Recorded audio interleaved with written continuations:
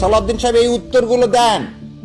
আপনি যে কথাটা বলতেছেন কনস্টিটিউশন ধারণ করতে হবে, কনস্টিটিউশন করতেছেন, তাহলে তো শহীদ রাষ্ট্রপতি কি হয়ে যায়, ইউজারপ্রার হয়ে যায়। এইগুলো কিছুই বললেন না। ঠিক আছে, এবার আসেন আপনার কথাতে আসি। কে পড়াবে আপনি বলছেন, এটা লেখা নাই। চলেন, এটা কি আদেশ, জুলাইয়ের আদেশ। এই জুলাই আদেশ কবে পাস হলো? 3রা নভেম্বর 2025। 3রা নভেম্বর 2025। আপনি বাংলাদেশ জাতীয়তাবাদী দল যদি ভাবেন যে এই জুলাই সনদ আদেশটা কি হয়নি, আইনত হয়নি, আপনি এতদিন চ্যালেঞ্জ করলেন না কেন? কিভাবে শপথ পড়াবেন সে তো দাওয়া আছে রে ভাই। It is already part of this constitution. শোনেন আপনি কি বলতে চাচ্ছেন? সংবিধানের তৃতীয় তফসিলে ফরম হয়, কে শপথ পাঠ করাবেন সেটা নির্ধারিত হয়, এতগুলো হয়ের পরে তারপরে হলে হতে পারে। উনি এখানে চারটা কথা বললেন।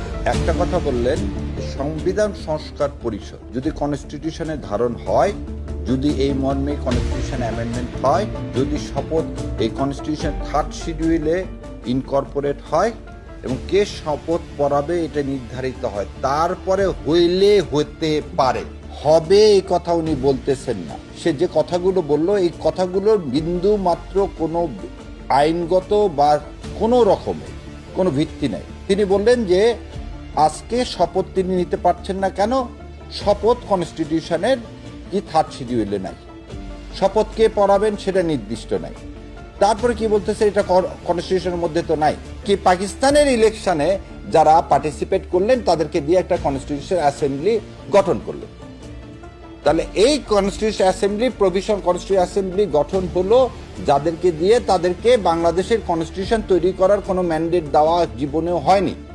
আচ্ছা, তারপরেও ঠিক আছে, যুদ্ধের পরে এটা করতেই পারে, কারণ সেই সময় আমাদের সবাই স্বায়ত্তশাসন চাওয়া হয়েছিল, করছেন, ভালো কথা।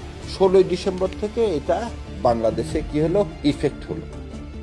এই কনস্টিটিউশন কি ইফেক্ট হলো, তাহলে মানুষের আপনি গণরায় নিলেন, কোনো রেফারেন্ডাম নিলেন যে আপনি যে কনস্টিটিউশন করতেছেন, সে কনস্টিটিউশন সৃষ্টি হলো কি সম্পূর্ণ ইলিগালি ভাবে, একটা আনলফুল অর্ডারের মাধ্যমে। এই কনস্টিটিউশন তৈরি করে দিল ইন্ডিয়া। 72-এর কনস্টিটিউশন আপসীর নেত্রী নিজেই বলছিলেন এই কনস্টিটিউশন ছুঁড়ে ফেলে দিতে হবে। কেন বলছিলেন? কারণ এই কনস্টিটিউশন থেকে স্বৈরাচারের জন্ম। আসেন এবারে 1975 সালে 15ই আগস্ট শেখ সাহেব সপরিবারে নিহত হলো। মোস্তাক সাহেব জোর করে ক্ষমতা নিলেন। মোস্তাক সাহেব কোন শিডিউলের আন্ডারে সেদিন শপথ পড়ছিলেন? এই যে